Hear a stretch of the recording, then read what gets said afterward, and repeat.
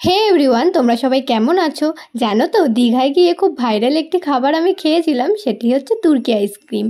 আর এই খাবারটি এই আইসক্রিমটি এতটাই ভাইরাল যে সবাই জানো এটা কি আর এটার বিশেষত্বটা কি। আর যারা জানো না, আমি তাদের জন্য বলে দিই, এই আইসক্রিমটির কোনোই বিশেষত্ব নেই, বিশেষত্ব আছে এটা দেওয়ার প্রসেসে। একজন একটি স্টিলের লাঠির সাহায্যে তোমার দিকে আইসক্রিমটি এগিয়ে দেবে, কিন্তু কোনোভাবেই তুমি তার থেকে ওই আইসক্রিমটি নিতে পারবে না যতক্ষণ না সে তোমাকে দেবে।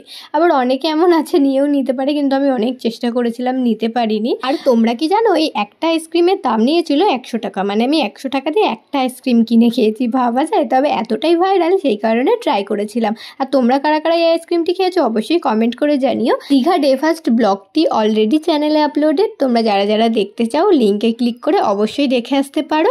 আর হ্যাঁ, এই ভিডিওটি কেমন লাগলো অবশ্যই কমেন্ট করে জানিও। তো এখনকার মতো টাটা, দেখা হবে নেক্সট মিনি ব্লগে।